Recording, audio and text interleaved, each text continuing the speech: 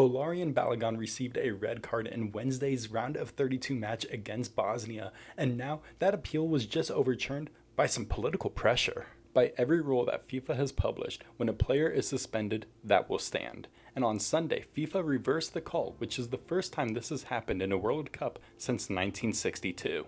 And people on both sides are arguing why this is a good call and why this is a bad call. And it does not boil down simply because FIFA wanted to help the United States. So let's get into it. To build a timeline of what exactly happened, the United States men's national team beat Bosnia 2-0 on Wednesday in the round of 32. During that match, Balogun ended up scoring the first goal in the game, but later in the match, when he challenged a Bosnian defender, there was a referee that went to the VAR system to review that play in slow motion, and in FIFA rules under Article 10.5, when a red card is shown during the match, that player will not play the rest of that match, and there will be a one-match suspension that carries on into the next game. There is no appeal process, and the United States men's soccer team even said that they had no way to challenge it.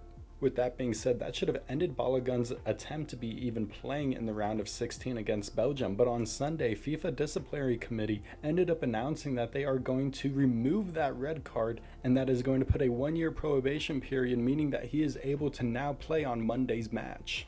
When the Belgium Federation ended up hearing this, they ended up saying that this was a astonishing decision, and they directly called FIFA's own regulations back at them, specifically saying that a red card suspension is supposed to be automatic and it should not be going up for reconsideration. So how was this even done? The United States President Donald Trump ended up getting involved and calling FIFA President himself, Gianita Infantino, before the reversal, and he reportedly pushed that they should explain why the red card was issued, and they even handed over additional evidence. And even if you think that Balogun's red card was harsh, a foreign government official calling FIFA to get a ruling changed is exactly the kind of thing that makes competitions look rigged, whether that's in the intention or not. If we look at the play itself, former FIFA rule analysis said that it looked like a subjective bang-bang call where it could have gone to a red card or it could have gone to a yellow card. I think it was just where the accident happened with it being on the ankle, it definitely looked a lot rougher. But that also goes in hand with players end up taking a dive or making a play look more exaggerated than what it was, which then can maybe mislead the referees to the severity of how the player is actually injured, or if they are just faking it to be able to have a player removed from the game, because that can change it when it's only 11 to 10 players. Even the United States players' reactions were notably restrictive as Balogun shook the ref's hands after the call, and he said that it was unjustified and that the punishment was rather hard, but he still held his head up high and had his manners, showing that even though that was the call that he might not agree with, it was the call that was made.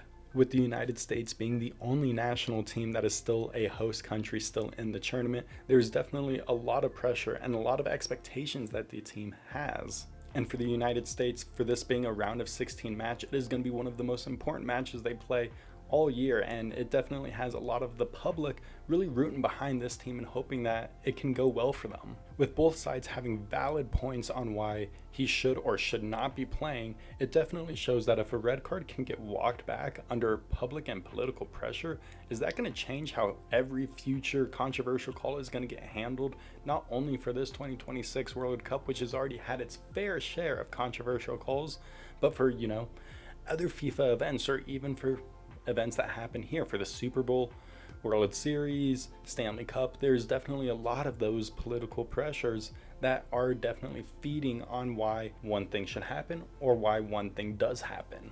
And my take on this is pretty simple. I don't think that he should have been reinstated. I think it definitely shows that there are challenges that FIFA faces, and it makes their integrity that they have questionable. With me being from the United States, I do not watch soccer that often. So with me being so invested in the 2026 FIFA World Cup and seeing all of these great plays happening and some of the most spectacular comebacks I've seen, especially with Belgium's round of 32 game, that was one of the craziest games I think I've seen all year, and there have been plenty of crazy games so far this year. I do plan to actually have a video kind of recapping the first half of 2026 with all of the crazy sporting events that have happened. But now I want to ask you guys, what do you guys think? Leave a comment on if he should be reinstated or not. It's kind of hard to really go back on what he should be or should not be getting, but I feel like the public opinion really does matter at the end of the day for this. And if you guys like these sports and news takes that I be making, then you should definitely subscribe, as I do want to get more consistent on making these. And I feel like it's really important to talk about on why